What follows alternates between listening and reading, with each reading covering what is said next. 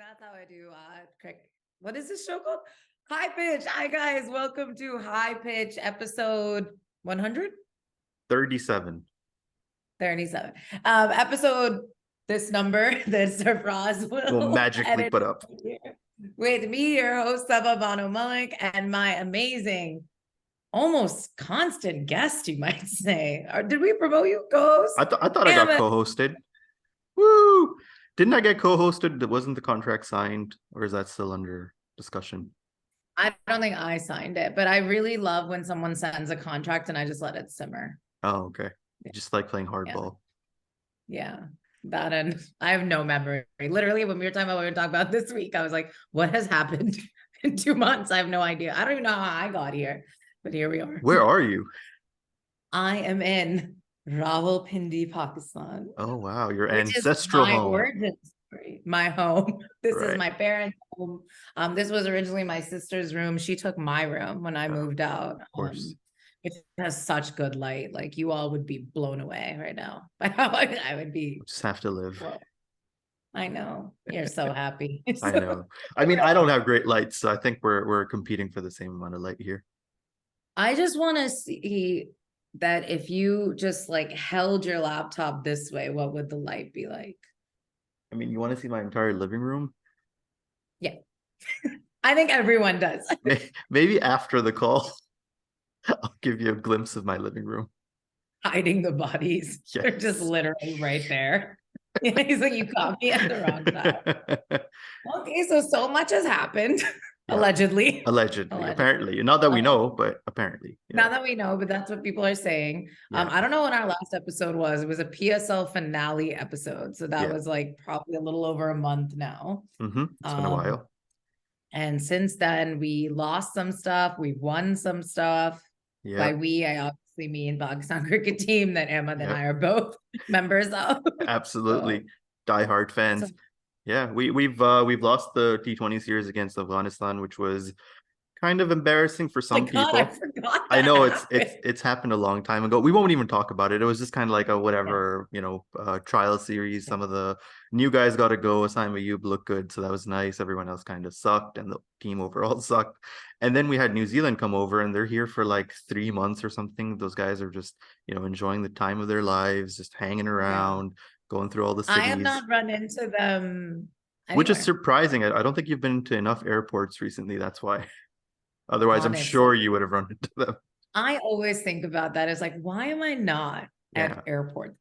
You should just hang out at airports. They're great places, by the way. Honestly, especially in Pakistan. My God.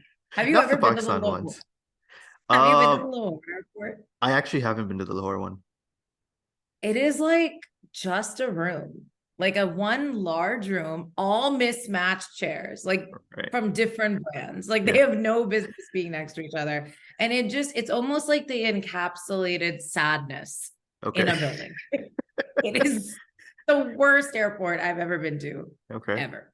That was the art direction to the person doing the interior. Just whatever can make this the most miserable experience possible. The worst thing is I was there at the exact same time that Haris Rauf and a bunch of others were, and I didn't see them, and our gates were right next to each other. Oh my God. And that was supposed to be your moment. That's where you were supposed to just kind of, go after him and, had that moment where like, hey, I know it's kind of crazy. I've actually discussed this with fellow Haris Rauf fan club people who are like another co-host of this podcast, is that we all kind of have the ick now. From him? Are like no longer. Yeah. What? How'd that happen? I think because of the constant jokes from people, like once like he announced he was getting married and stuff, it just kind of like ruined it. Oh, and it's like, it wasn't, like even today, or I think last night I said redacted IPL, redacted, bleep that out. I don't know what you're talking about. Okay, so some other people are playing cricket. It's so boring. So Across the boring. No border one's somewhere. watching Yeah. it. Yeah. No one cares about it. There's no PSL players there, obviously. But let's say that for some reason, Tim David might be over there. And he did really well for his team last night. Teams we don't care about. And he, like, his teammates were leaping into his arms. So then I tweeted, if only I was a member of this team, I too could leap into Tim David's arms. You had your And chance. why do you have to bring it up? I Like, just wanted everyone knows. everyone to remember that Sabah actually stood up Tim David, not the other way around. Our very own Sabah Bano Malik said no to Tim David. You Keep know that in how the mind. saying is, beggars can absolutely be choosers. That's exactly how the saying goes. So then I tweeted it, and like I think within seconds, the first comment was like, Horace Ralph is better. Like, he's married, like we've moved on. Like, it Yeah, was fun in exactly. games when I truly believed that we were going to There get was a married chance. ourselves. Right, You right, right. know? Yeah. Yeah. I Now it's all thought we'd about like Timmy run D. into, you know what? And it was, I would think I would run into him at an airport, because where else would we meet? Yeah, that's Like, where you meet all your celebrities anyway. honestly. Yeah. What was the other ones? I don't even remember now. Oh Hasnan wait, no, I and just wore a Rouge. yeah. How could you Me and a forget? Rouge were on the same flight. And she immediately was like, thank you guys for bringing up the polo thing. Hey, So if you guys it's a don't valid know, point. yeah, we talked about how, and we'll get even more into Aruj in just a bit, but like how we absolutely love her. Probably one of the best commentators in the Easily. world. We could say Yeah, easily easily. top two. I don't know who the other one would be. So then she said that like, and we talked about how like we hated the PSL polo that they like forced our commentators to wear. Like, God forbid if they weren't dressed exactly the same, we wouldn't know who they are or Exactly. something. Yeah. And she was like, when you pointed that out, it was so funny because like we agreed, and even my brother was like, yeah, I think they like, you should change that. And she was so nice, and she was like, hey, these are my free dates. We got to do it to get, like, you know, I know you guys want me on there and I want to do it too. And I was like, amazing. We're going to do it. This is great. I immediately messaged these guys and Emma that like, she wants to be on the show. She thinks we're funny. And then because I'm in Islamabad, where the worst food in the world, I believe, Hey, comes in. you said you're in Pindi.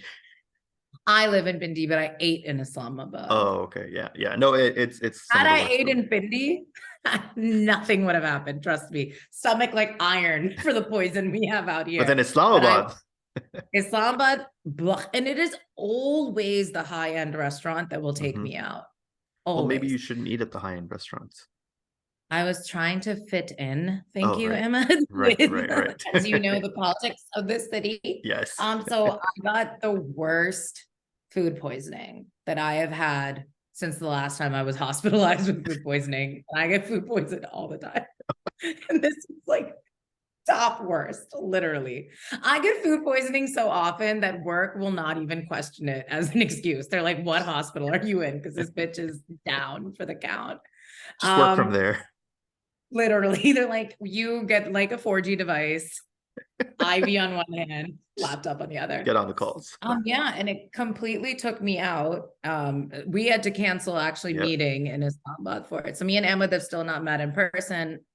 Only virtual. Yeah, we were both in the same city. Unfortunately, yeah, I got struck down by the same thing. I don't know what it is, but yeah, the food there really does play a part. And you know, the worst part, I would be happy if I got food poisoning from like tasty food, but getting food poisoning from like mediocre food is worse. And that's why I truly believe that like Karachi food unmatched. This is going to be my one clear hot take. But it's Yeah. unmatched. Islamabad has some of the worst food culture, in my opinion. Everything except Afghani food. That's, you know, that's clear. No comparison Yeah. there. But yeah, just completely screwed up all the plans. Otherwise, this was going to happen in person, and you know, then the lighting wouldn't have been an issue. The sound would have been fine, and all the jokes would have been, you know, live. Yeah, we could have high-fived. Exactly, not like just virtual. But yeah, alas. Could have been a bloodbath also. Exactly. Who Violence. knows? Yeah. Yeah. What if we like truly hated each other? Now we'll never know. No. I mean, until next time. Until next time. Yeah. Yeah. Next time I've not ate a single thing out since it took me 3 days. Oh, so anyways, then last night we're like, what are we going to talk about? And I like mentioned how, oh, you know, we said something about a Rouge. Oh, the Bobby Osmond thing. Yep. And it like hit me. I was like, I'm supposed to call a Rouge and do the interview, this and that. And I ruined it. So basically I manifest cricket dreams and then I destroy them. Yeah, you just don't carry through with them. So as of this point, you've now stood up Tim David and Arooj Mumtaz, one who you called the best commentator in the world just now, and you ghosted her, and then Tim David, whose arms you wanted to leap into, who was coming onto the podcast, who you said no to. I will leap into those arms. PSL 8. Okay. Wait, fair. 9? 9. I think. What just happened? Who cares? It's over. I don't even remember. I really genuinely cannot remember, but yeah, I think it's PSL 9 at this point. The origin of this podcast is PSL. It's supposed to be cricket. No, we love the PSL. It's just that we don't like numbers. We don't like to label things. So, you know, whatever. Yeah, what year? Who cares? Exactly. Point is, it's gonna happen. Mark my words. I want this clipped, Sir Frost, because next year I will leap into those arms with consent, obviously. Yeah, of course. But I mean, look, again, manifesting, and I'm hoping this one comes through. Yeah, it'll be a great moment, and I hope you capture it on your Instagram stories and everything. I will. Where you are now verified, so I was just setting you up for that. Sabah's got the blue tick now. She is far superior than all of us, as if she wasn't already. But, you know, she's now verified by Instagram for her superiority. So congratulations. I wonder if AZ is. Thank you so much. Oh, his is gone. His is gone. His Instagram isn't verified, but his Twitter is kaput. And I will just verify I mean, now it's not cool. Like, if you're verified on Twitter, celebrities were like, please take this off. We don't want people to think we paid for this. That was a whole fiasco too. Yeah. Apparently, allegedly, only 8 people signed up for it in like the first day, which honestly sounds fake. I don't know how that's possible. I mean, I've seen a lot of random accounts. Yeah. Right? Yeah, exactly. Yeah. That feels weird, but every time I watch a documentary on a cult, I'm like, I mean, people will do shit. So. Oh yeah. People love doing things. People love doing things. Joining things. People just love joining things. Like, I don't even know what it is. Just sign me up. Yeah. They love being a part of something. Yeah. Who doesn't? Okay. I know we have to get into cricket, but related to this, I think for years, my sister has harassed me to watch Wild Wild Country on Netflix. Okay. It is about a man, so I feel you may have seen I've watched it. I actually have watched it. Hey, no, what's her name? Ma, you know, I can't remember her name now. Mossy, someone's. No, Ma and the I can't remember her full name. She's there. It's a story about her. Technically, it is about a lady also, but I wouldn't know because I got so damn bored that I was like, why did everyone hype this up so much? And then I messaged my sister and I was like, how many documentaries are you gonna make me watch about rich white people being conned by very clever people of color? Because this keeps happening. And I mean, I'm so proud of pretty hard too. Yeah. But it was kind of messed up though. I mean, the whole like power struggle and like basically becoming I didn't get that far because I was like, you're all I think you might want to just like see how it progresses. It's not that entertaining. I do agree. It wasn't like when I heard about it, everyone said that it was going to be like crazy, and the concept of it is crazy. The fact that it actually happened and like these guys took over a whole town and all of that stuff, but then like as a documentary, maybe not as entertaining as some of the other ones. Yeah, I know. Give me something more spooky. I like spooky.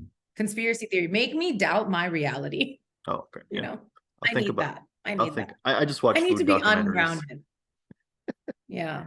Those aren't really scary. No, they're just relaxed and like, you know, good times. I'm all about that. Get emotional about it. You're like, they are my piece. That's what I want. They make me feel good. I'm sad Netflix doesn't have more seasons of the cupcake baking show. That I was very into. Which one is that? Baked? I think Sugar Rush. Oh no, I haven't Which, watched by that. the way, the host of that is it's Hunter Schafer, I believe is his name, and he's like a funny comedian. And Okay. he has a podcast with a woman called Friends Without Bends, where they like talk about like relationships and stuff like that. And it is so funny. And it does remind me of us, where I'm like, we could have done this if we weren't Pakistani Muslim and our parents didn't watch what we did. Yeah, that last one's usually a big driver for our lack of activity. Yeah. But you know what? It is what it is. Every episode of this, my dad's like, "Who is that? It's How the do you know same him? guy from the past Why is it 5. always him?" Yeah, Yeah, he's like, "Why do you keep talking to this man?" And I'm like, is he famous? No. Yeah. He's like, "Why?" So, but I'm like, he's the co-host. It's Yeah, but every what single made him a co-host? How Yeah, did he get and the I'm like, job? nepotism. Exactly. That's the only answer that's acceptable. Okay, Oh so now man. that we're 6 minutes in, Yeah. um, If you're still listening, it's New about Zealand, cricket. We'll get there. Yeah. let's just get into the fun stuff. Mr. Fokker Zaman. Oh yeah. Yeah, he incredible. So ODI, I will accept, like, me and Test cricket, but ODI, I am a big fan of. Are you making up for all of your like lack of swearing during the Ramzan episodes? I know it's so bad. Like when I landed, my parents are like, "We're just not used to this," and I'm like, Yeah. I don't know what. I feel like when I'm comfortable, Right. it just pours. Oh, that's nice. Look at me flipping the script and making him feel bad. Like, oh, like, sorry that I felt safe. I'm like, sorry, oh, I felt safe in the safe space. I'm not judging you. I was just asking a question. You are judging. They're always judging. Honestly, being one of very few women on Change of Pace that's been here. I just do like a whole like breakdown, like Bon Appetit. I'm like being a woman there. There it is. Okay, no more cussing. New Zealand. Okay, New Zealand. No, feel free. Sure. New Zealand. Fokker Zaman, amazing. As someone who's had many a viral tweet cursing Fokker Zaman, it is very nice to see him kicking butt. And he seemed like he was not breaking a sweat. No, he was destroying them and smiling while he was doing it. Both matches, centuries. I think the second one was even more amazing than ever. I think a lot of people were tweeting about the fact that he was fielding for 50 overs, then he batted for 50 overs. So his fitness was amazing. Scored a ton of runs, 180 from him. And again, Pakistan chased down a big total for the win. So I think everything was being ticked by him. And the fact that, it's happening in a World Cup here is very promising for the Pakistani fans. We're going to be playing in India, of course, so the conditions won't be too dissimilar to the ones that we're playing in now. So it's nice to see us, getting into that rhythm. And there is still a lot of cricket to go until we get to the World Cup. But the New Zealand series so far, it's in October, November. So yeah. Not too far away. Yeah, not too far away. Exactly. Time's really flown by this year anyway. So yeah. And I believe those episodes of this show they're going to be unhinged. It'll be more so unhinged. So much screaming. Yeah. Especially if we're like winning and we're doing well, then it's going to be crazy. And if we're doing terribly, then it's going to be even more amazing. It has to go well. No, it was very upset the last one. It was, yeah. Yeah. And the thing was, we didn't even play that well. So that's why it was kind of like, okay, we got there, but then we lost. And when we were there, we would have, liked to have won. But then in this one, we play really well and then we still lose. That's going to hurt more. So yeah. Just hypothesizing or whatever you want to call it. Yeah. I mean, try and win. So this is, if you don't know and you just watch us because why wouldn't you?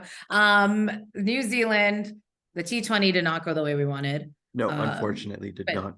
We drew the series, something that shouldn't have happened. We were leading, and then there was a crazy rained out game, by the way. I think you weren't in Pindi at that point, but the game was actually stopped. I came the following day. Oh, you missed it. So the game was actually stopped because of hail, which is unheard of, in almost basically summer.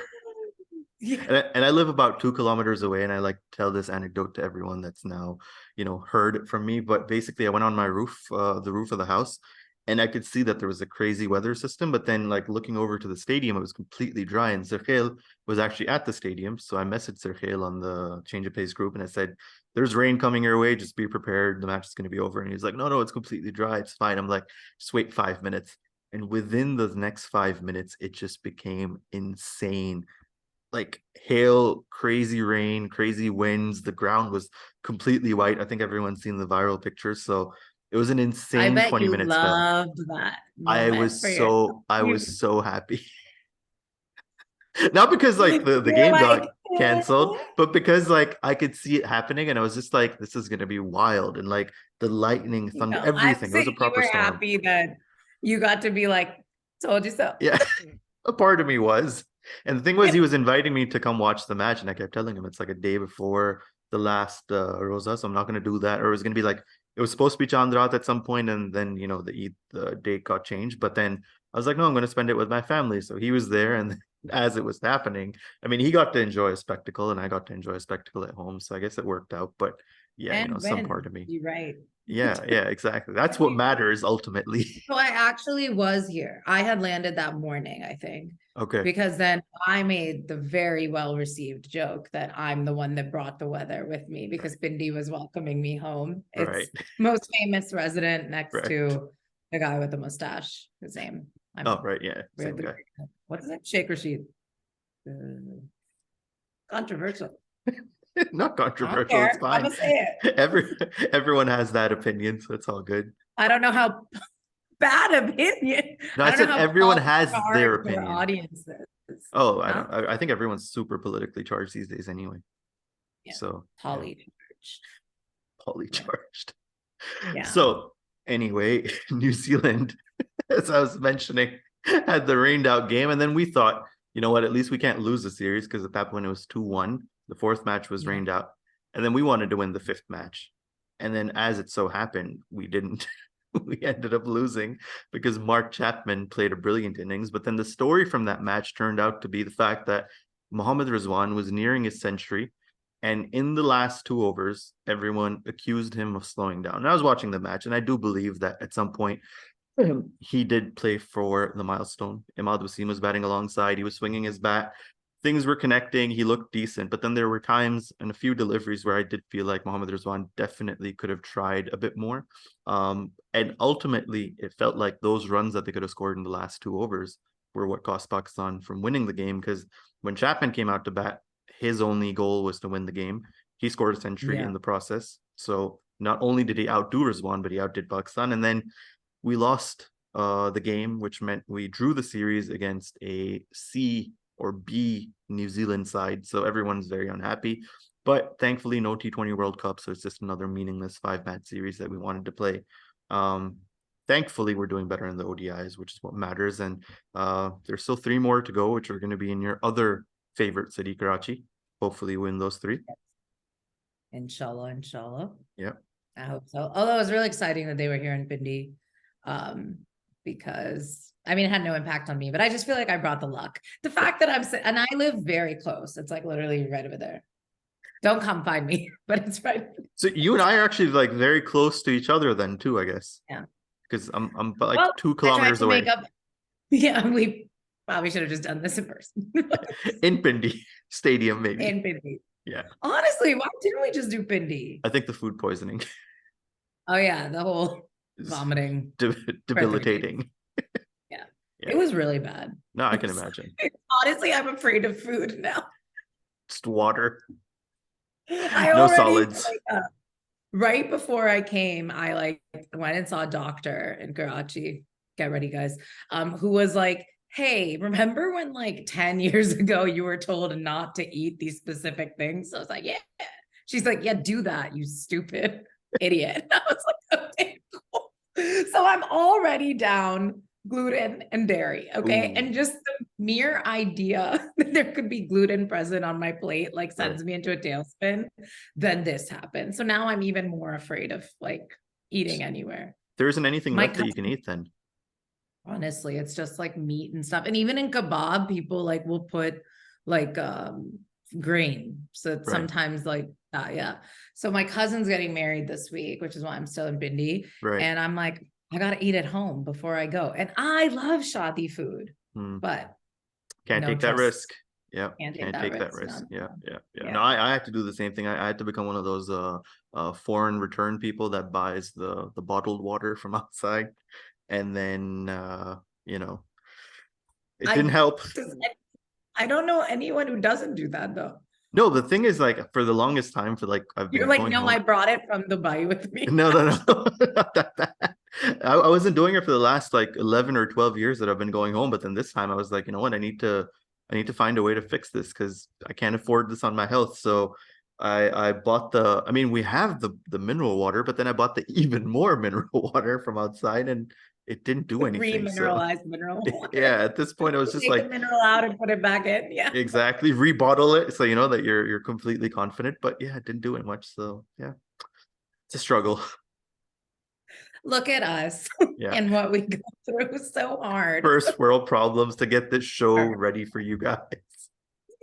Unbelievable. Nearly died. Yeah. Literally the day we were supposed to meet, I was like, I don't think I can do this. I'm so sorry. But they're like, you won't enjoy it and I won't enjoy it. And yeah, no, it was going to be crazy because like if either of us went anywhere, we weren't going to be able to eat anything or drink anything. So we're just going to like steal someone's table and be like, can you please let us sit here for the next 3 hours? Yeah. Also, don't walk behind us. Don't talk to us and don't make any Don't look directly at us. No eye contact. Ever.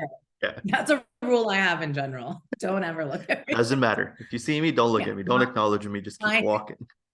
My gut instinct is to fight. If you make eye contact, it is on. You want to go? Okay. Yeah. I'm like, you ready? Is that what you want? Okay, so down. We do have 3 more in Karachi, but other fun stuff happened during these matches. Well, there's one thing that is kind of disappointing to hear. I feel like that is a criticism that gets lodged at him a lot, though. I think it's been something that the Pakistan team are being accused of, that they're putting milestones or stats ahead of, like, you know, team victories or whatever. And I guess when you're that close, a part of you does want to, you know, get the century. But then at the same time, there was, you know, stump mic footage, I guess, or audio that was saying that was about him telling Ahmad Wasim, no, keep playing your game, don't try and get a single or whatever, but bring me on strike. Because Ahmad was striking them fairly well, and then he got weirdly run out. So I guess the criticism, I think it becomes more valid because we lost the match. I think had we won the match, people wouldn't have really cared. Yeah, so I think like that's a deal with all sports, right? And suddenly we're all coaches, and we all know the inside. Yeah. I mean, personally, if I was batting on 98 in that last over, I don't know if you guys know, but he used to play cricket, so that comes up. We mentioned it once a show. I played in the streets. It's fine.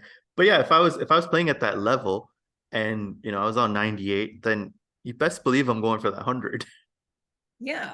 I mean, I get it. And I feel like your team would want you to. I mean, I'd never make it back to the team, but every score Fakir made, the team was like losing it, like having the best time. I mean, you support your homie, right? Who's like doing great. Yeah. But I guess, absolutely. I really enjoyed it. No, it was great. Speaking of Bobby also got a 50 over a 50 one day, which was great. Lost it on a 49 the day before. Oh, he was so angry. He was so angry. So actually, you mentioned that people were talking about how Fakir was like out in the field, and then he stayed throughout. Obviously, he batted till the very end, and And there was a bit of a viral tweet that was like, "Why is everyone still chanting Bobby?" Even when it's like all these other players are, you know, doing all these things. What did you think of that? Thoughts? I think I saw that, but I'm not 100% sure. I guess everyone just loves Babar Azam so much that they can't get enough of him. And he is at this point the most like revered cricketer in Pakistan, regardless of performances. Like he could show up and just shit on the field for the next 30 matches, and people would still just be like, Babar. I mean, we did it for like 2 decades for Shahid Afridi. He would just show up, not do anything, and entire stadiums would empty. So there are certain players that just get that kind of love. I just think Fakir's like a very tough name to chant. Like even I have pronounced it 3 different ways. Yeah, I was gonna say you keep changing. Say it with me. Fakir. Fakir. Yes. Fakir. See, yes. Come on, imagine 1,000 people chanting that. I mean, even the Imagine commentators butcher it so many times, and because like again, his last name's not the easiest for them either, so they're just completely, screwing it Aman. up. Yeah, they're like, "Fuck is a Say it man." again. Say it again. The last name or Fa. the No, Fakhr? first name. Fakhr? Yeah, I can pronounce Zaman, Emma. For God's No, you sake. can. I'm saying the actual commentators because they're like, Fakhr. "Fuck is a man." Like Fuck is a man. Fakhr. The man. Yeah, exactly. So like it's going in a very different direction. So I can Yeah, and I'm understand why like, everyone's chanting Bobby. It's easier. and he doesn't have any like easy nickname. Like Fakhru, like what do his parents call him? I don't know, Understand? maybe something random. We need to Yeah, find that out, by the way. Rocky. Yeah. He could be a Rocky. He has sure. that like kind of stoic kind of like, face, doesn't Yeah. not very expressive or emotive. So I'm definitely could be assuming he's Rocky. Punjabi, Pathan. right? No, Yeah. Pathan, Oh, he's Pathan. Yeah, he's Pathan. Pathan. Yeah. Yeah, Rocky's not so much one of theirs. But Rocky's a very random Punjabi nickname, and you're Really? like, why? Yeah, like Like Sunny. Rocky, Sunny, Yeah. Sunny. Literally, I knew someone named Harshdeep Uh-huh. whose nickname was Sunny, and I was like, what are you talking There's about? always a Sunny. There's always a Sunny in And a Punjab. Lucky, Oh yeah. always a Lucky whose name will be like Maneet. I'm like, you could have been Manny. Yeah, could have. No, we've gone with Lucky. But Yeah. I'm a Lucky, and Yeah. this is my brother Sunny, Yeah. whose real name is My Diljit. my favorite one though is like, oh, because we mentioned Diljit. My favorite one is like, you know how the youngest just becomes baby and then she or they or he are baby for like the rest of their life. They'll just be referred to as We baby. don't have that in my family, and you Really? know how everything has to be related to you in order to be true. Of course. We have no baby in my family. No, like no younger person that was named because my No, mom has a the baby last khala. generation was all born at the exact same time on the same day on the So same no minute. age differences. Yeah. No, Yeah. fair. I think No. one person is called Choti Oh, okay. because But like, she's the is she, younger of two, but it's not like a family name. but is And then she like like a choti khala popo? no, just her parents call her Choti. I guess they were Oh, like okay. Ek badi, ek choti, so they just went with Choti. It's easy to distinguish the kids that way. Yeah, they're like that way we got it. One came Yeah. first, one came second. Yeah. Yeah. But because you mentioned You have a Diljit, baby? no, we have a baby that's like she's actually probably like 90 at this point, but Nice. she's a baby khala. Mashallah. Mashallah, Go for mashallah. it. Yeah, so she's there, but like a little far removed from the relative tree. But what I was gonna say was because you mentioned Diljit and Coachella was happening and Diljit was performing there. What did you make of that set? Thanks. Very pop culture. I'm such a fan of him in general. Like, I have a list of men that I am very much in love with publicly. Diljit is on top of that list. He's so funny. Yeah, he's so funny, so charismatic. Like he's just so amazing. I'm literally blushing. I think you're gonna watch this. I'm literally getting red. But actually, so in high school and in college, I was on Bhangra teams, and like I'm just very much like grew up in the culture. South Asians abroad, we tend to not usually meet each other, and so I very much was embraced by the Sikh community there, and like spent a lot of time in gurdwaras and stuff like that. So like I don't know, to see that was incredible, and especially that he's so proud of being Sikh and Punjabi, which is like a minority group in India, which gets so much hell. I mean, just the farmers' protest that we've been watching, like 2 years on. So like just to see him up there, amazing. And he was amazing. And he was somebody, I don't know who tweeted it, was like he was calling it Kachila instead of Coachella. Like he's like he was just the Punjabi pronunciation, and he decided it. Yeah. I loved it. I loved great. He's like, and he's literally saying like, I can't believe we're here. Yeah, and he's like, white people are dancing. Exactly. And the second week, his crowd had like doubled. Yeah, because he put on a great performance. Like it wasn't just about the fact that people came because he's representing India or South Asia or whatever, but the fact that he was actually performing really well, and he's got some really catchy songs. So I can completely understand everyone just coming out and joining. Live dolls. Yep. And actually, so little fun pop culture history. Diplo is like the big DJ. He's actually from like Midwest USA, but like he went on a Let Me Find Myself Caucasian tour of India as People do. People do. And he was, he think about it, like he's even been to Pakistan, he's performed in India many times.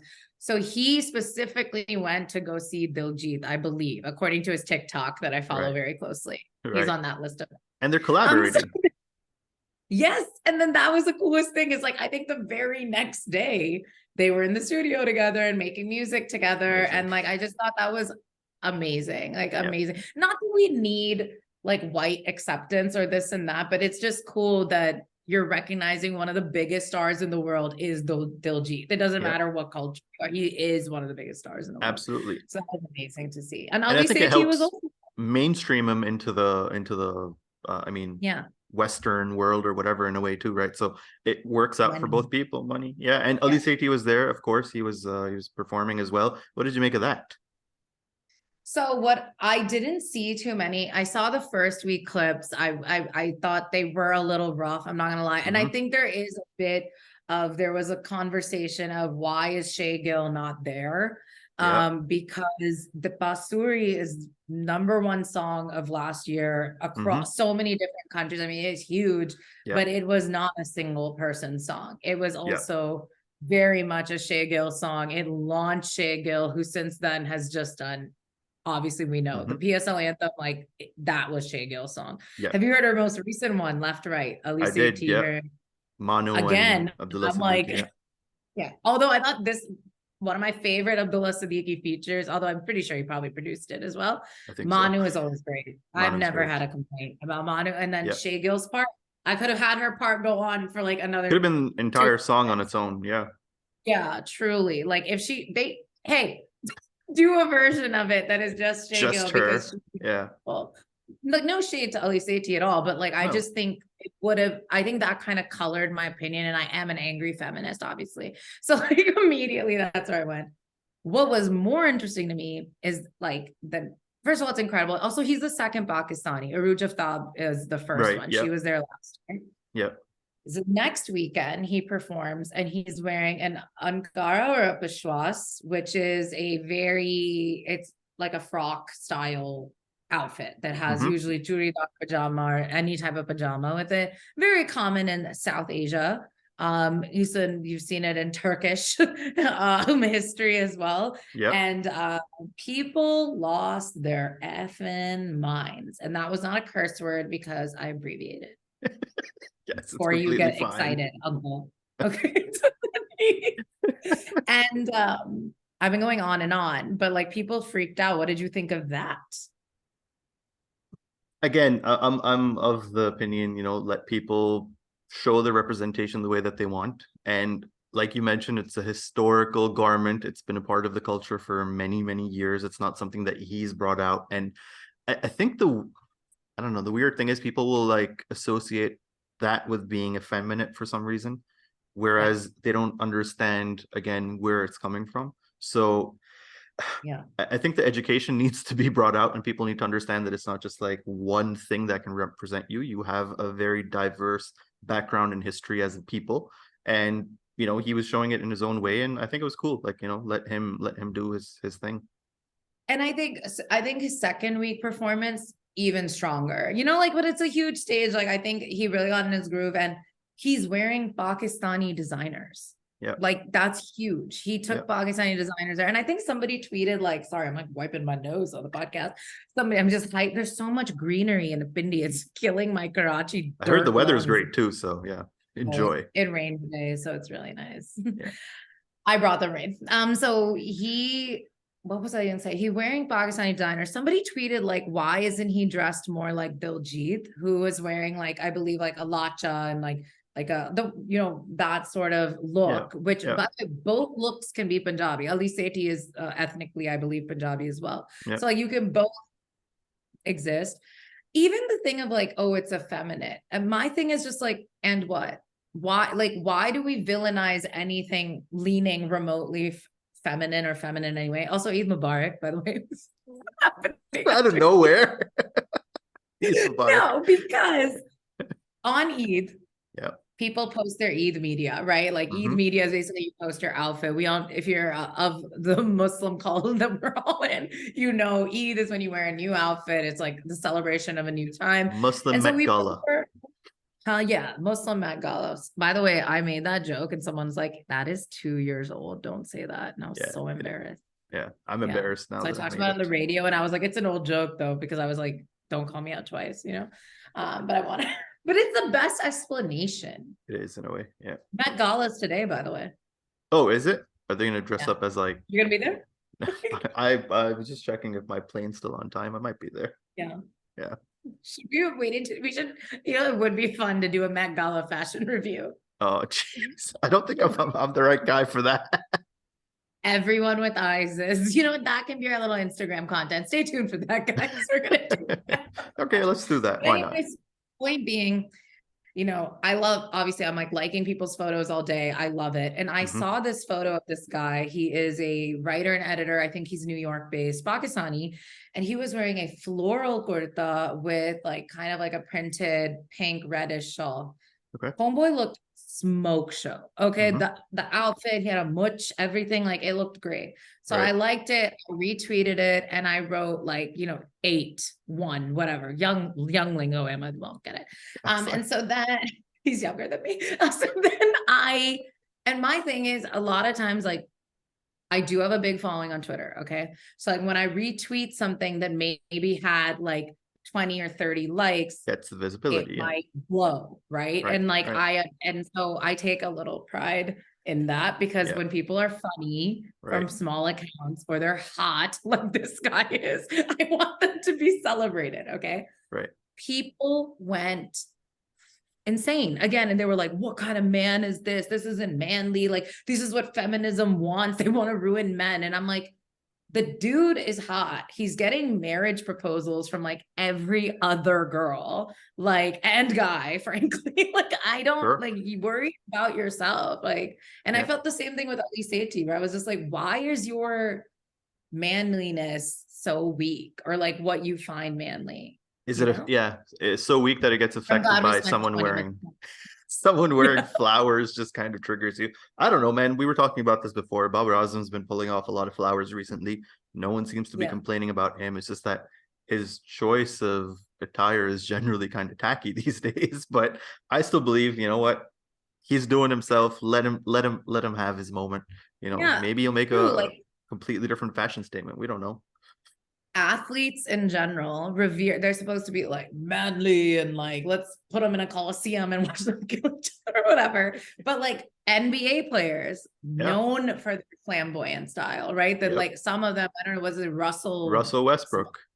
Yeah, straight up was like wearing capris. Like he's wearing some weird things. I think he once wore like a construction vest or something with like, you know, jeans, and everyone was like, what? What's wrong with you? And he's straight up like, I don't care. He doesn't I care. feel good. No, he doesn't care. Yeah. And I think our cricket players, even it's kind of like the same vibe where like, yeah, you're right. Like Bobby, like he wears, frankly, very slutty clothes. Wow. Super tight jeans, little button down, chest is showing. Are you body shaming or slut shaming Babar Azam? I'm slut shaming. I'm not though, because it looks great and he's having a great time. And his ankles, they are here. And you better believe we've all seen them. We've all seen his ankles. And ready for camera. But they dress him boy, and I think that's literally fine. And I would say Shaheen Shah Afridi on his wedding. You know, we're still not used to dudes like going for multi-layer outfits or like the big shamar, this and that. And I thought he looked great. And like, why manhood is not just being miserable. Like, or being like poorly dressed. I think that's one thing that people need to understand. Like, it doesn't have like, you don't being manly doesn't mean you're poorly dressed. You can dress well, have a sense of fashion or a sense of personal care. In fact, like, you know, if someone's looking after their skin, for example, it's okay. Yeah, that's you can fine. Wash your face. Yes, you can wear moisturizer. You're gonna be okay. I think one of my favorite memes was like how people used to think that it's not manly to put on SPF. And someone was like, what are you, fighting the sun? Like, are you crazy? What are you trying to do? Because I fight so many dudes about that, like so many, where I'm just like, yeah.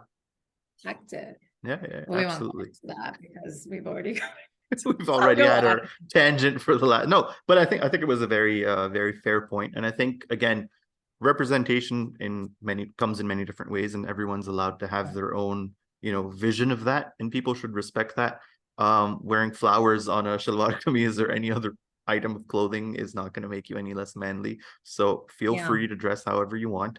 And yes, Babar Azam is allowed to express himself in any way, even if it's wearing, the turtleneck with no sleeves. He loves that shirt. Again, I was not slut shaming anyone. I was just saying he likes his spicy outfits. That being said, that mock turtleneck t-shirt that I don't know where he got it. You love it. Like you love it. He loves it. You love it. Specifically. Every time I see it, I'm like, where did you think you were going today? Yeah, like what was why? Why? I feel like he got it to wear under do what he wants. I feel he got it to wear under a suit one time because he didn't want to. He was like, "I'm feeling hot. I want to go full turtleneck." I'm just feeling hot here, though. Yeah, and it's like, but my neck is cold. I want to cover here, but I want not air here. And it is straight up almost a cap sleeve. Do you know what a cap sleeve is? No. So a cap sleeve just comes over the shoulder. Okay. So like for my girls who are probably getting PTSD hearing the phrase, it's when your mom doesn't want you wearing sleeveless, and that's her compromise, 1 inch that comes here. Okay. So it kind of looks like you got like a little flap on your shoulder. Essentially, and it is extremely unflattering. So we were just looking at old pictures of me when I was like in middle school and rocking the cap sleeve with like a baby thigh of an arm. It was just not an attractive situation. That is such a visual description. Yeah. Also, speaking of weddings, because I was at a wedding, right? I asked Emma to watch Indian matchmaking. I did in time for the podcast. I did. I feel like it's been a bit now. We have talked about it a lot, and privately, yes. I think other people have too, but I just want to say how much I hate so many of the people on that show. Mostly for the contradictions and like the very contrasting things that they ask Sima Aunty for, and then she doesn't give those to them, and then when by chance if she does give them something that they want, they just kind of go like, no. I'm looking at you, Vikas.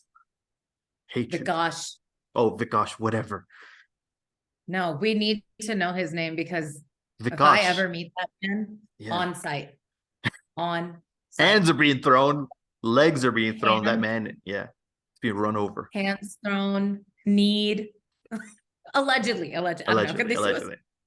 don't know. When he is attacked, they're like this. We heard about this Pakistani woman who hated this Indian man. Honestly, I feel like Indians should hate him because everyone should hate him. Yeah, he reduced Indian culture to speaking Hindi, which by the way is like so bizarre. You think in a country of 1 billion people, everyone's speaking Hindi. That too, they're like family that's moved to another country. He didn't like that someone had an Indian accent. And he also didn't like if people didn't watch Bollywood. Yeah. Newsflash, Vikash, if you're watching, and I know you are, it's all about Tollywood. Yes. By the way.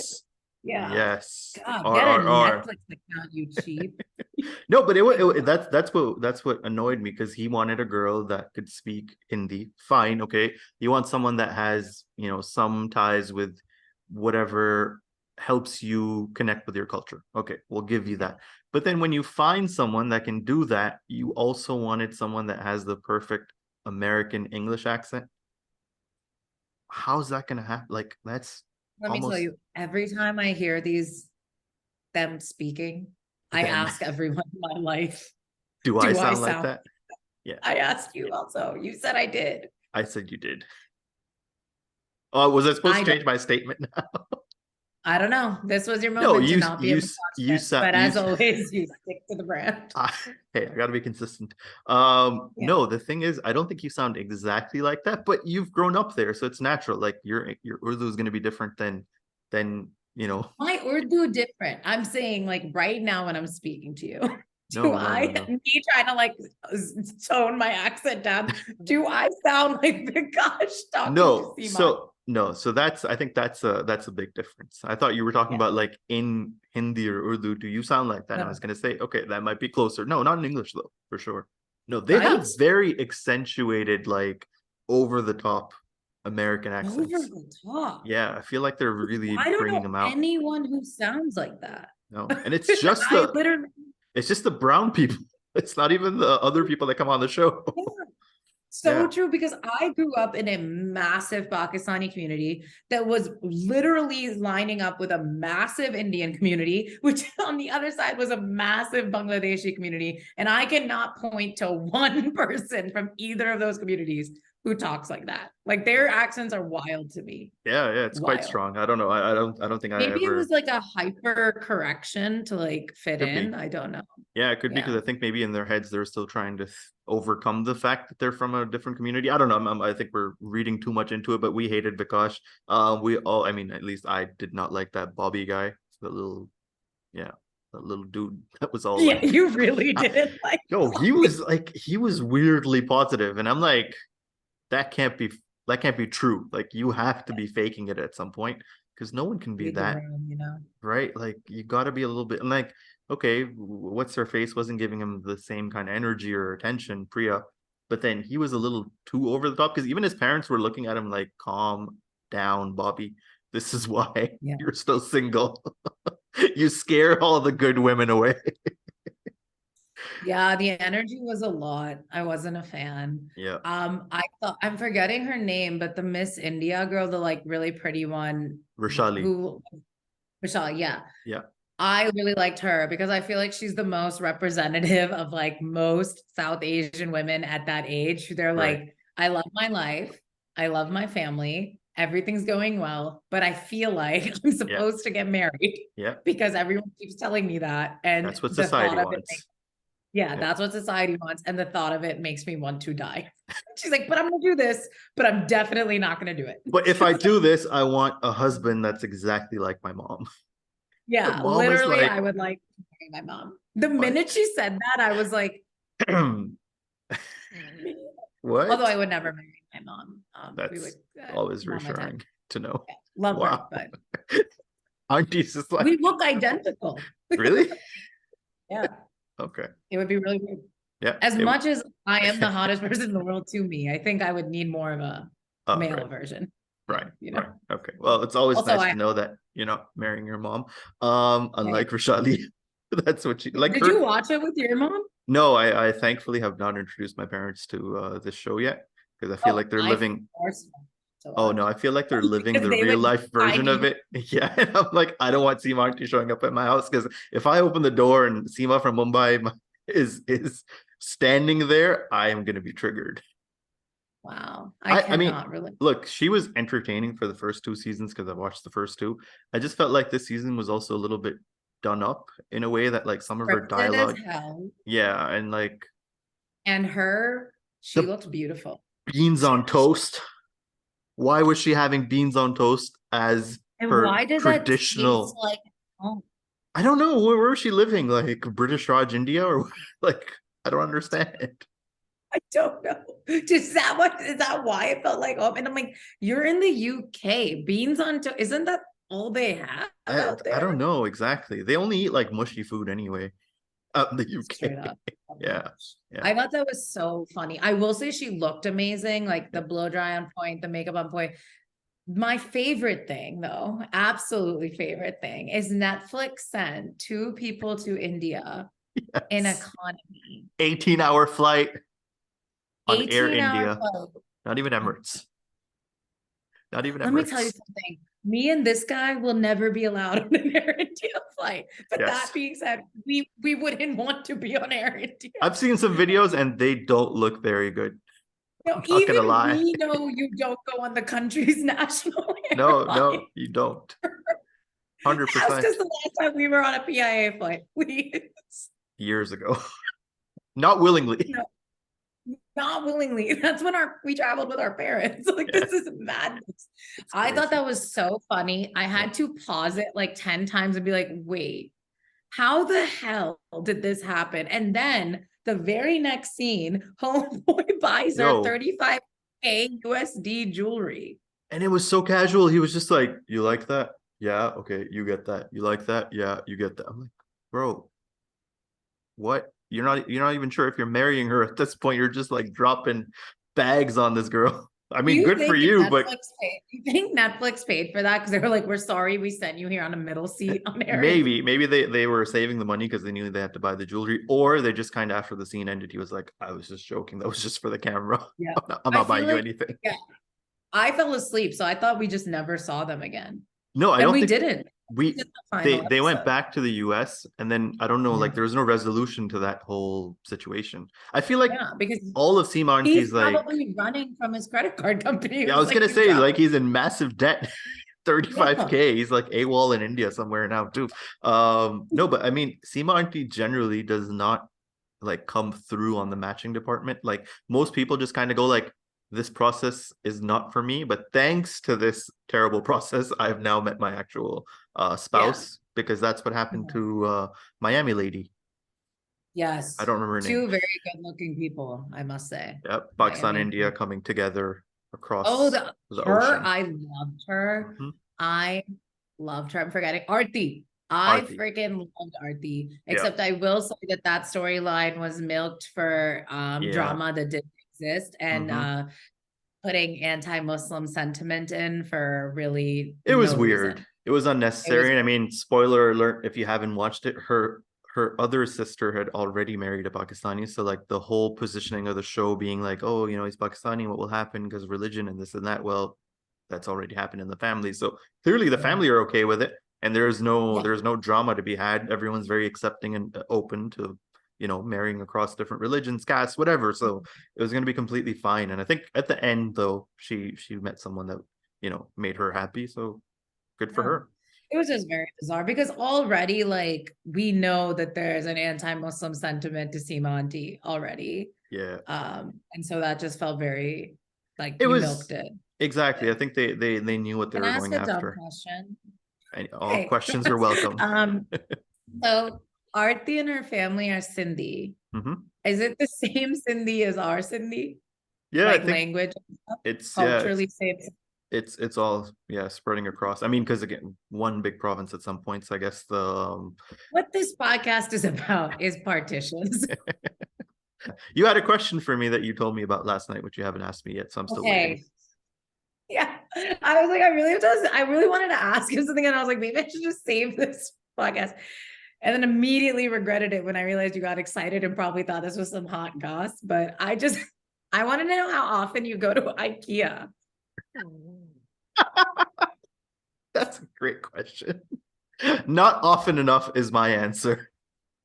I did go to IKEA during, so weirdly enough, I only went out a couple of times to go out for iftar with my friends here. And one of the iftars, we went out to IKEA for their iftar, whatever. Actually, last time I went to IKEA was a year ago because I've started shopping from IKEA more online. Because now I kind of Okay. know the things that I need to get. And I feel like every time I go into IKEA, I get duped into buying things that I don't need. So I did go to IKEA during Ramzan. I did buy what do you call the things that you wear on the couch? The throw. I bought a throw. Yeah. The things you wear on the couch. I mean, that's the main purpose for The couch wears. the couch wear. Yes, the couch chadar. I couldn't Yeah, think you of the got English. it. Yes, yes. Yeah. So I bought For that. So Ramzan, you were like, just in case you want to pray or anything. It's exactly, right just here. need to, gotta be careful. But no, not often enough. Okay. Yeah. Because someone I know moved to Dubai. She's Right. actually a great account girl, Get Thrifty, check it out. And she is setting up her new home with her husband. And so they go to IKEA. And I just feel like rage jealousy, like pure, I'm not happy Yeah. for her going. I'm not happy that you've been like, no, I'm not happy You for hate anybody. watching her content. Literally, I'm just like, this is what and then I go and I check the website. I'm like, Dubai. And actually, when you were coming, Ahmad was so nice. He was like, if you need anything, like he gave me a way heads up. I And did. about like the day before. I was like, let me just see if I can send them to IKEA. It's like at least 2 months in advance. Yeah, literally. We've been in the works of knowing this happening. And I was like, well, I knew from previous Dubai people that the makeup I wanted wasn't in Sephora Dubai. So I was like, all right, whatever. Fair. Then when all this IKEA business started happening on my stories, I was like, about it. Gotta check. Yeah. And then I can't believe this is our podcast today that I'm telling you what I saw on IKEA's website. People want to know. And they have this very cool, like orange glowy lamp that was from an artist collaboration. Okay. And I was gonna ask for that, but then I was like, should I spend 20,000 rupees on a lamp right now? Probably not. Probably not. No, I actually haven't seen it, but because you mentioned IKEA, and I just want to like, wrap this up. I just want to say that wrap up the IKEA topic, not to like hurt. I was like, if you want to hang up, just go. No, I meant the IKEA topic because I can see that it's, very, very personal for you. It's not how people think that it's like a very affordable destination. It's not very affordable for a lot of things. Like it's affordable for like the tiny crap that you want, like, like a random spatula or whatever, like you want a set of glasses that you don't want to spend too much money on. But like sofas or other furniture is actually kind of expensive, and there are better options here. Yeah. So where would someone on a budget go home shopping in Dubai? Honestly, the thing is, they buy always a ticket and leave. No, there's always like some sort of promotion going on like the big furniture stores. So you have Home Center, Homes R Us, Home Box, those kind of guys always have something Pan Emirates. And then everyone's been telling me, I haven't been myself, there's a place in Sharjah called Lucky's Furniture, which has like either pre-loved furniture or things that they can create for you. And those are very cost efficient, according to the people that have gone and shopped there. So yeah, those kind of options exist. And I think the used furniture or pre-loved furniture market's also very, very popular here. So you'll always find something. Yeah. I'm a big pre-loved, actually, I cannot show you because we are recording the podcast on this, but as I mentioned, my cousin's getting married. So they are like renovating his room area because he's bringing home a wife. Right. So they have to change things. The car bed needs to go. Yeah, they're like, we got to make this appropriate for a woman to move in. Yes. And there's this like beautiful vanity just like sitting there in the middle of the room. And a vanity, if you guys don't, it's like a dressing table with mirrors and stuff. And it's just gorgeous, mid-century, which is a big buzzword. It's 60 years old. My Nana John made it for my Nani John when they got married, essentially. And I saw it and they were like, we don't think we're going to use it. And I was like, you better put that in my car right now. And I was about to pay 80,000 rupees to get one of these like copied. No way. Yeah. And I mean, I was about to pay, I was planning it and for when my Auqat would allow such a thing to happen, which is not now. I paid my rent today and my bank was like, you can't send any more money to anyone ever. There's no money left. And I got it. So now I have it. So like, it's such a big, yeah. I mean, well, I had to be born. I had to be born in the family. For free, generational trauma is all I had to pay for this. And I like asked my Nani like so dramatically. I was like, I have never asked this family for anything. And she was like, take it, get out. Like, take it. Stop being a drama queen. Yeah. She was like, it's literally yours. You are my grandchild. And I was like, I just needed to remind you that I am your daughter's daughter. And this is very important to me. And I love looking at myself, and there's 3 mirrors. It's amazing. Yeah, it's amazing. And then she was like, don't ever ask for anything ever again. Yeah. She's like, you're one chit, cash. Gone. Out of the will right now. Oh God. She won't watch this. Fine. Hope not. It would be fun if she was secretly like, her first question would also be like, who is that? Famous? Does he play cricket? He does. Well, in the streets. In the street. Well, that's the place that everyone gets discovered. Unfortunately, no one came to discover me. I'm still on like incognito mode. Well, if you're still watching this an hour in, where we've talked about cricket for 6 minutes of it, I'm going to bring it back to cricket. Okay. Because there was a clip that's picked up quite a bit on Twitter. Aruj, again, our queen, who I will be calling literally after I hang up this call. She does post-match interviews and stuff. Actually, you pointed out that on the really big moments, they tend to cut to her. Yeah, I've been noticing that a lot more now that, when the centuries are coming up, she's usually in the comms box and she is getting to call those moments. So a lot of those, upcoming iconic moments for Pakistan cricket will have her voice. And I think that's amazing because, again, it adds a bit more of that unique personal touch for the Pakistan fans. And for her as well, I think it builds that like resume of like, iconic things that can be associated with her. So going forward, as we see her going into more leagues. Yeah. I think that'd be or cool. She gets the World Cup comms. That's the next thing. Yeah, that's what I'm hoping that happens because we've only seen Bazid really represented or representing Pakistan there. So I do hope Uruj is up next. That would be really cool. I hope so. Yeah, that would be. How does that work? Like each country kind of brings their own people, and then there's like they have to be contracted with the ICC for certain things because then they're also there for the other ICC events. I think like under 19 World Cups, things like that. Again, I'm not the most knowledgeable in terms of how they procure them. Yeah, exactly. Let us know how they get in touch, and I hope exactly. Mossad, if you could comment, that would be great. Yes, AZ Mossad, whoever knows, please do let us know. But yeah, it would be really cool to see Uruj in that kind of limelight in that moment. And if you want to hire me as your assistant, Uruj, I will forget everything, but I will be a hoot to hang out with. She'll forget calling you too. Do you want calls when you're busy? I don't think so. Or just a text. Yeah, I'll shoot you WhatsApp when I have network, when I'm in Wi-Fi. Right. I'll shoot you WhatsApp. Right. So then she had a clip with Babar Azam, and I guess like the question was like, what's your playlist? Like, what pumps you up before a match? And he says, "Oh, I have so many songs." And he goes, and he literally starts with Dukhi, and she cracks up and is like, Dukhi. Yeah, and he's like, "There's just different songs with my day." And you made a very good joke, I would say. Yeah. Do you remember what you said? I just said I don't think he's the kind of guy that would be allowed to play his music in the dressing room. I think people would be like, "No, turn it off. Give it to Fahim Ashraf. We don't want this." Yeah, no Bluetooth for you. No, you're not the one. He doesn't get the aux cable. Yeah, for sure. I feel like nothing has made more sense because he's like the coolest guy who I think if you're actually friends with him is like, this guy is. Yeah, he's a dork.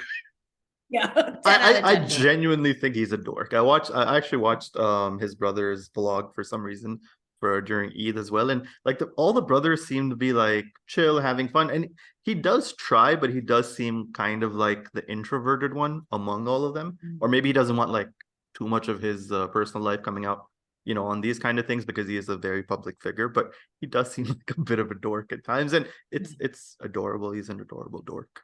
Yeah, we love that actually. Good. People should be more dorks. Yes, more dorks. But I think you were asking my side playlist what's your Dukhi songs you're listening playlist? to? Oh, I think again this is one of those questions that you need to get Shae Gill on for. But I will tell you one of my all-time Dukhi songs. It's by The National. It's called About Today. I don't know if you've heard it. Okay. But it was in I'll send it to you. It was in a movie called Warrior, and it was about these two brothers that are UFC fighters, and then it comes up in the final scene where they're having like this battle to the death, essentially, to like, who's going to be crowned the champion of this tournament, and then the song is playing, and then it's just a really, really sad song. So I feel like it's one of my like top Dukhi songs that I can name. Yeah. What's your Dukhi song? I mean, I have a whole playlist called Depressed. I got it. See, there's a lot to choose from. Yeah. God, I'm like blanking. I don't know why I did not prepare for a question that I fully knew I was gonna ask. Yeah, open my list. I'm on my laptop. I can do that. Yeah. A good Bollywood song that's super depressing is from Hum Dil De Chuke Sanam called Tarap. Right. That's a really good one if you're looking to cry and let pull up emotions. Not usually, but I will keep that in mind. You know what's been making me really sad lately? Yeah. And I mean, not to laugh. Wait, I've lost you. Where are you? Here you are. Is Foo Fighters My Hero? Really? I think because the drummer so recently passed away, like, Right. and it was his son who performed at their like tribute concert. Right. Every time I hear it, It gets you it just bawling. makes me think of my dad. I don't know. Oh yeah. No, for me the song that I named from that scene, again, it just made me think of my brother and all of that stuff. So for some reason it was very sad. And I think that's also very interesting because like a lot of people associate sad music with love, like of a romantic nature, but then these kind of relationships are obviously tremendous in your life, and you don't always have to have that association with a romantic loss. For example, it can be for a sibling or a parent or a grandparent or someone, like something that just triggers that emotion in your And head. also, if you're as single and dusty as me and Amador, then you can't relate it to love songs at all. Not at all. I'm all We about have the to- crunk music. We have to be emotional about other people. Exactly. There's no one to be emotional about. Yeah. But also one other point I just wanted to make, because you mentioned Bollywood, I do feel like the poetry in Pakistani, Indian, Desi, whatever, music, especially when it comes to like romance, loss, grief, I think it's more powerful because 100%. there's just way more, descriptive nature to the words and like the depth of the emotion that's being displayed. I don't think you get that at all in like, English music. Like the poetry just doesn't get to you. They're just like, you're not here, you're not anywhere. Yeah. That's the best. I wish you were here. You're like the fire in my soul has been drenched with the tears that you have caused me in this moonlight, which I can never look at again. Exactly. And I hate them right now. We take it so far. 100%. I love it. We're like my blood dust because you won't marry me. It's amazing. Yeah. We should just do an entire episode of you translating really sad songs into English. Like, what songs did she listen? But it makes like the thing is like I don't know what song you're referring to, but it could actually be a song, and I was like, wow, that's really, really powerful. Yeah. That's insane. I should write lyrics. But it is true. We definitely like take the cake. Actually, there was this Twitter thread that was like name, lately it's been like name something that like everyone hates or everything wants. It's become a thing on Twitter. And it was like name songs that people just universally loved. Like the minute it came out. So many of them were Bollywood, Coke Studio, Urdu songs because like universally they immediately grip you and they just destroy your heart. Yeah, absolutely. Absolutely.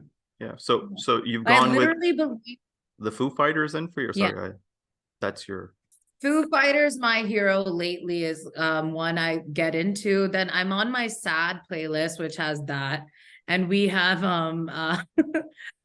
Mast Nazro Se, which is that's not sad though. Again, I mean, kind of sad, but it has that like, I think like calling out connotation of like calling deception. Out to God always gets me emotional. I would say. Okay, fair. Yeah. No, I mean, now I feel like I should have a better answer. Ooh, Britney Spears, Every Time. I've not heard that. That's a good one. I don't think I've heard that. Of course, because it's a woman. Why would he have? But it's a very good one. Hey, I love Dua Lipa, okay? You can't every brown guy loves Dua Lipa because every brown guy, she's like the closest white to a brown you could get. Wow, and you're all slandering Dua Lipa. I've been liking Dua Lipa before she was a thing. Dua Lipa, beautiful, talented, and funny, which is like the most honestly important thing a person can be. I think she's in the Barbie movie. She's in the Barbie movie? No, I didn't see her. I mean, where was she? No, I didn't see it. Did you see it? No, I was saying I didn't see her in the trailer. No, it's not out yet. No, she's in June. She plays Mermaid Barbie. Oh, I couldn't get past Margot Robbie, I think. He couldn't get past the fact that it was a movie about a very famous woman. Hey, directed. Ken was there too. No, okay, fine. I'm gonna watch the movie because of Ryan Gosling. Is that what you wanted to hear? I'm already mad. No, I wanted to hear. I wanted to finish my Dua Lipa speech. Oh, sorry. Every guy in their dream believes they're gonna marry Dua Lipa. I've never thought about marrying Dua Lipa. What's your favorite Dua Lipa song? One-sided affair. What's your Dua Lipa? I think one of the early ones, Be the One. Okay, I don't even know that. I was ready to be so mean. Mainstream. He's been outwitting me a lot lately. It's been really like up my game. Another sad song, Tuire from Bombay soundtrack. Yeah, okay. Yeah, I know that. Mm-hmm. Hear that playing in my head. No, the dancing is not reflective of the lyrics. It's just oh yeah, no. Yeah, good choices. I've seen I actually haven't. I actually haven't. Masad and the brothers were asking me if I want to watch it. My controversial opinion is that I feel like it's an airplane movie. I've seen literally every John Wick movie on an airplane. Yeah, exactly. Sure. So I haven't actually watched them. I'm a huge Keanu Reeves fan. No, love the movies. They're great. It's just that I don't like. It's a movie that I don't have to think about while I'm on the airplane. I could just put it on for 3 hours and just sit there. I don't want to do that in the cinema. I will go watch Guardians of the Galaxy. Sorry. Yeah. Okay. Please. Is it out there? Guardians of the Galaxy, I think this week sometime, Thursday or something. Nice. I'm definitely gonna go see that. No, I had a joke that like I will not pay the money to go see John Wick in the theater, but I will buy a flight. And then it feels worth it. That's what it deserves. It deserves the extra money. Honestly, Keanu Reeves. Yeah. Yeah. Only way I'm watching it is if I'm up there. Yeah. I meant on a plane. You've gotten funnier, I would say. Oh, thanks. I think it's the amount of time that I've been away. I've just been working on my. I was gonna say it was the distance. Yeah, makes people appreciate others more. Yeah. Oh no, I've gotten less funny, I would say, just because I'm dark and filled with food poisoning. It's the food poisoning. It's food poisoning.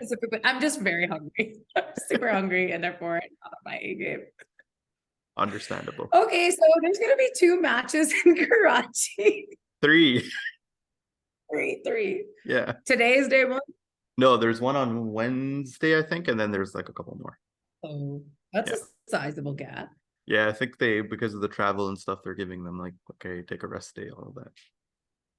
I've never seen any players in Karachi either. Like, I think they're really like securely put into that bubble and like only staying in the hotels, unfortunately. So I think back in the day they were allowed to like roam around, but yeah, it does. Or like a long tour. No. Yeah. And what are you gonna do in this arena for 4 weeks? Nothing. No, literally nothing. What celebrities have you seen in Dubai? I've seen a few. I mean, I've seen some athletes. I saw Frank Lampard, who I was very happy about seeing, who's a football player. And then at the same venue, I saw another couple of football players, an Italian, Andrea Pirlo, and then someone that ended up being the coach. Hi. That's gonna be in the show. Who is he? Why is he talking so much? What did you think? She snuck her head in. Like, I literally snuck someone into my dad's house in Benin. This guy. Ooh, the excitement on the face of what she was about to uncover. Whose big head is that on the screen? Literally, I'm so sorry. No, you saw multiple.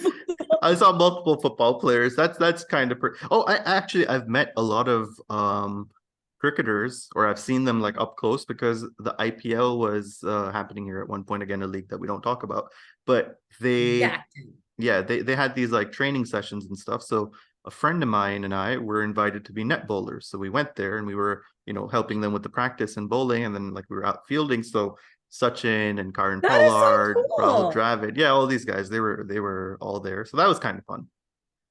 I said hi to that is very cool. I said hi to Sachin, and then he said hi. He said hi? Yeah, but in like very like didn't care kind of way. Hey, he didn't know what you were gonna become. He didn't the co-host of this high pitch, exactly. If he knew, he would have been nicer to me. No, and then so because I'm sharing this wonderful story and I'd love to share my cricket experiences, there was this moment where Karan Pollard was batting and my friend and I, we were both fielding near the sight screen, And then he was just, six hitting practice or whatever. And he hit a shot that was very straight. My job entirely was just to like collect the ball that, goes over the boundary rope and just throw it back. But then I saw this ball traveling and I thought, you know what? I might be able to catch this. And I need to add this because John T. Rhodes was the coach or the fielding coach or whatever at that point for the Indians. And he was the one that was giving him the throwdown. So he hits this, it's going straight. And I ran to my right, fully extended, was leaping, caught this amazing catch, tiptoed inside the boundary like I was like, playing an actual match. And I held on to it. And then John T. Rhodes gave me a little like, hey, good job. And I was like, this is the greatest moment of my life at that point. Did you go say hi? No, I mean, he was still so far away. And I was just kind of like, I just kind of went like, yeah, cool. No worries. You didn't sprint at him. That's very cool. Take my shirt off and then just like, no, I was just kind of like nonchalant. I was like, I could do this anytime you want, John T. Yeah, so that was kind of cool. Yeah, but that shot stung my hand, man. I was like walking back and I was just kind of like, yeah, that's cool, but like my palm really hurts right now because Karen Paul is a powerful man. All the time that like they must get so many bruises. Yeah, it's not an easy sport to play.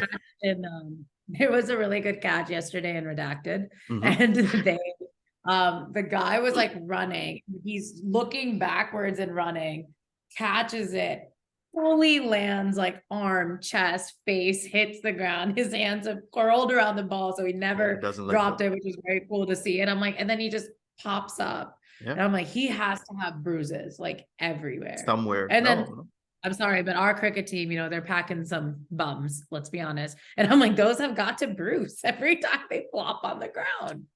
Like, I'm getting bruises from my desk. Walking around, existing. Just walking around. Yeah. Bruises. I mean, I don't know. I don't think I ever got bruised from fielding. I mean, I got a lot of scratches from like diving around randomly, but grass burn. Yeah, grass burn. Yeah. Especially like, the guys that field near the practice wickets. Those are really hard. Like around the actual pitch, there's other pitches, and some of the guys unfortunately end up fielding on those. So whoever dives on those, I think those guys are the ones that get the most affected. So yeah, it's not an easy sport to play. Yeah. I was watching Aleem Dar. They did like a super cut of him getting hit by balls. Like random. In the side, ankle, like because he's retiring now, I guess, or he's going off the elite panel. He's gonna still continue, I think, being an umpire, but not in the top tier. Why? I guess because like they have a certain requirement for performance, like you need to be at a certain level in terms of your accuracy, and I don't think he was getting there. And I think also like the strain of how many matches and stuff that he was doing was probably getting to him. So maybe he's getting pummeled by balls. That's also like, that's also a hazard. Because I mean, when you're a batter or a bowler or whatever, sometimes like you're anticipating this, but then when you're an umpire and it comes straight back at you, you have nowhere to go. Like you're lucky if that misses you, or if that hits you, then you're down. There was one where he did like completely plop back onto his bum, which is what made me think flopping and bums. Bruised. Yeah, that's a bruised bum for sure. Yeah. Not a good place. That's where you sit. Might have to call him onto the show and be like, so the real reason we brought you on is how many butt bruises. This specific clip. Yes. What happened? What is the size of the bruise that you've acquired? I once fell really badly in my nanny's house, like just missed, I want to say like 4 stairs. So I went flying into the marble floor. And my whole thigh, like outer side, was just black and blue and purple for weeks. And I'm very sensitive to bruises now. And I don't bruise easily. I'm very strong. So imagine the impact that took my ass out, literally. Yeah. And then I think they have balls flying at them so fast. I mean, like Shaheen Jaffrey, throws a ball, it's gonna hurt. Yep. I just think it's pretty wild that they just keep going. I guess that's what being an athlete is, but like, I don't know. Yeah, and I think people discredit the fact that because it's not like a contact sport, in football or whatever, basketball, you get a lot of physical contact between the players, but then you have this this rock that's just being zoomed at you at 90-95 miles an hour, and even with padding and stuff, it gets to you. Ouch. Yeah. Yeah. All right, bye. Okay. I guess that is it. I'm trying to think of what else. No, I think we've covered Crickety. everything. I think we're Got it. going to be a little cricket deprived after the New Zealand series until Pakistan goes to Sri Lanka, I Oh, believe. this is the last thing I want to talk about. I'm sorry, I've cut you off more than once today. I think because of a It's delay, fine. not because I'm rude. Yeah. I love lying. So it's there was some controversy around maybe the T20 things or this and that about resting our players and to give other players a chance and to stop like deteriorating these guys that we need for the World Cup. What do you think of that?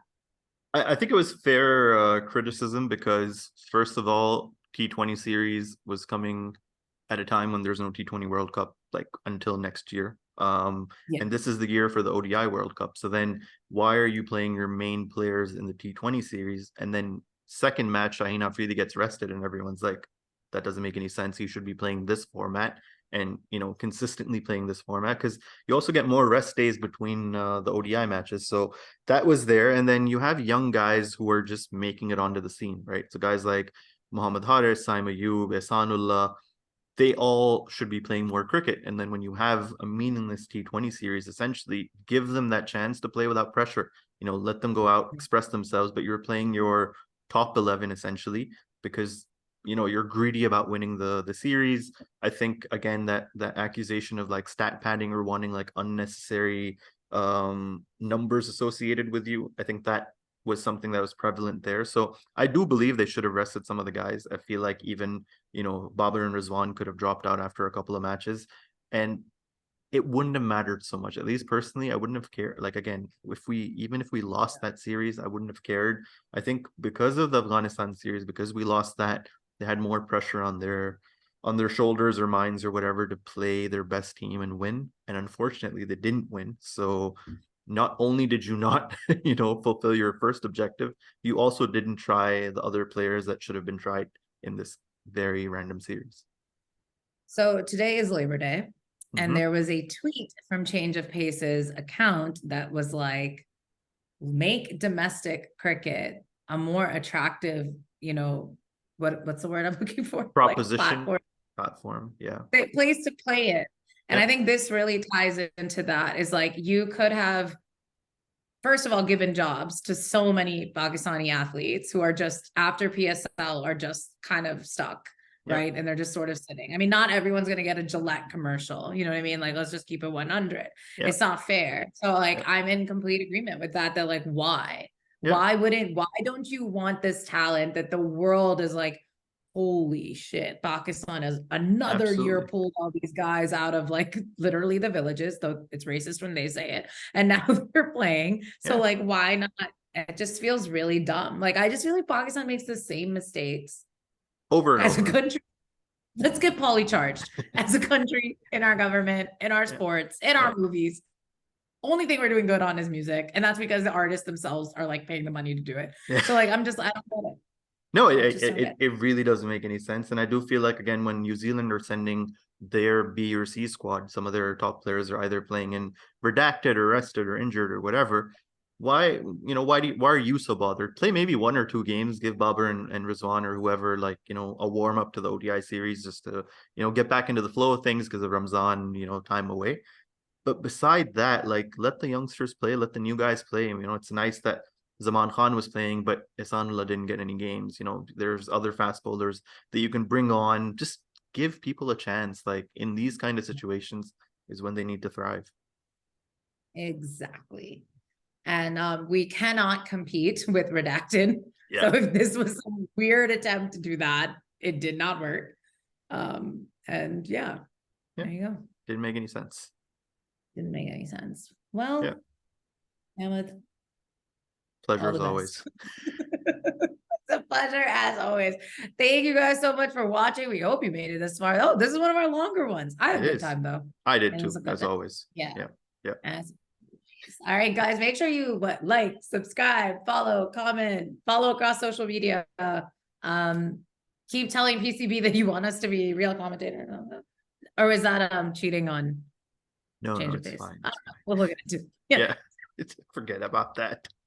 Yeah. So somebody said that yesterday. They were like, when will PCB finally make you a commentator? I'm like, I don't know, because my last 10 tweets to them have been like, why does your merchandise suck?